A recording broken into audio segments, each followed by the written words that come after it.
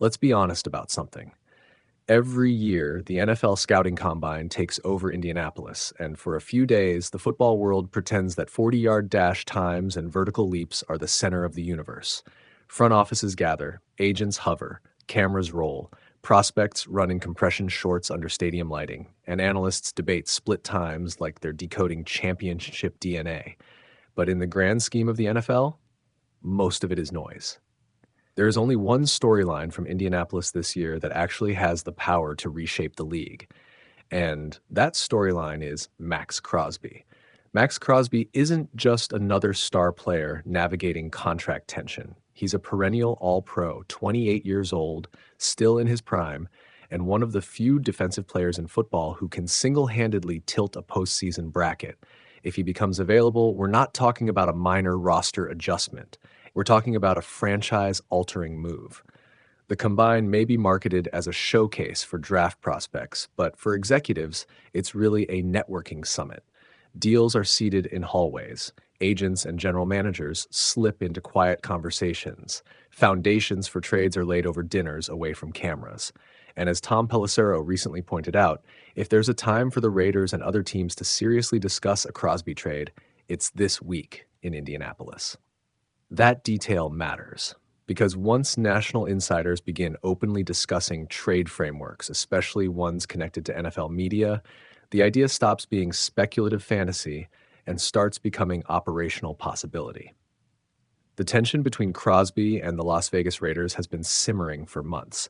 His frustration reportedly stems from two core issues: organizational instability and the decision to shut him down at the end of the 2025 season. Let's unpack that. Crosby has lived through constant turnover in Las Vegas: coaching changes, front office resets, philosophical pivots, rebuilds disguised as retools. For a player in his prime, a win-now, legacy-conscious competitor, that instability wears thin. Elite players don't just want paychecks. They want January football. They want meaningful games. They want structure. When the Raiders shut him down for the final 2 games of 2025, whether for health preservation or draft positioning, it reportedly struck a nerve. To a competitor like Crosby, sitting out can feel like surrender. And surrender is not something built into his wiring. When a franchise and its emotional leader stop aligning on vision, that's when cracks widen. Pelissero's reporting wasn't dramatic, it wasn't sensationalized, it was measured, which almost makes it more significant. He specifically noted that fences need to be mended. He noted that Crosby is frustrated with starting over again, and he acknowledged that conversations with other teams could take place this week. That's not random phrasing. Information like that rarely surfaces unless someone close to the player wants it to surface. In today's NFL, messaging is strategic. Agents leverage media to test markets. Teams float narratives to gauge reaction. When frustration becomes public, it's often part of a larger positioning play. And here's the reality: Crosby is exactly the kind of player contenders would empty draft capital for. A dominant edge rusher changes everything. He speeds up quarterbacks, he disrupts timing, he masks secondary weaknesses, he closes playoff games in the fourth quarter. When you watch the Final Four teams every January, elite defensive line play is a common denominator. Crosby is that level of difference maker. He's not a declining veteran on the back nine of his career. He's 28, durable, relentless, high motor, scheme versatile. The type of defender offensive coordinators spend all week game planning around. If he hits the market, the bidding won't be quiet for long. The Raiders, however, are staring at a brutal calculation. Trading Crosby would signal full commitment to a long-term rebuild. You don't move a franchise cornerstone unless you're resetting timelines.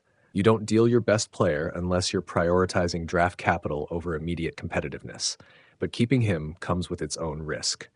An unhappy star in the middle of a rebuild is volatile.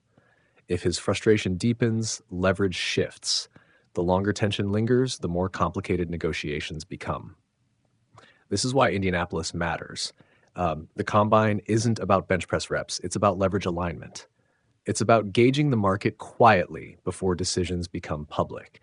If another team is willing to offer a package that accelerates the Raiders' rebuild, multiple high draft picks, perhaps a young starter, Las Vegas has to listen. And contenders, they should be aggressive.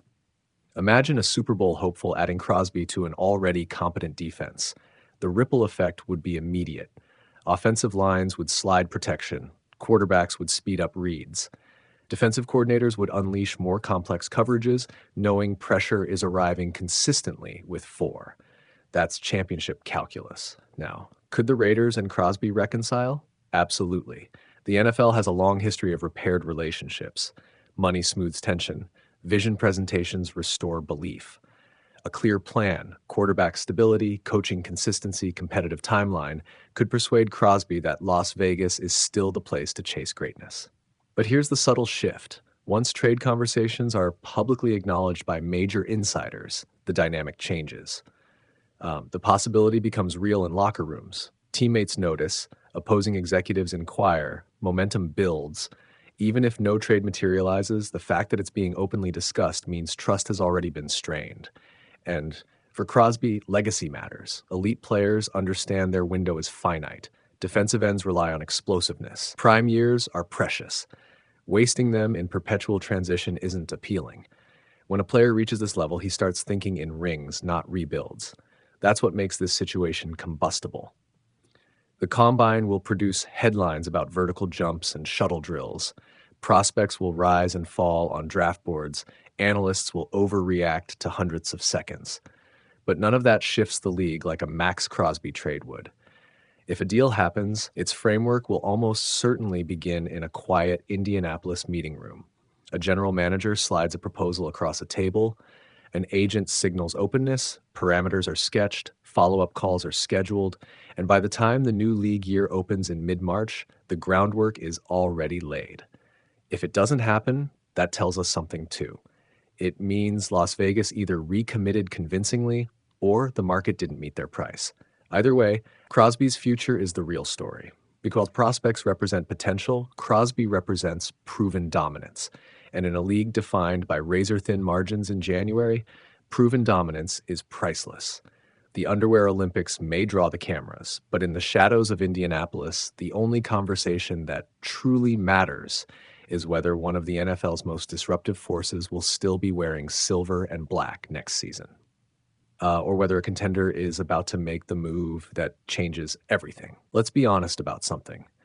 Every year, the NFL scouting combine takes over Indianapolis, and for a few days, the football world pretends that 40-yard dash times and vertical leaps are the center of the universe.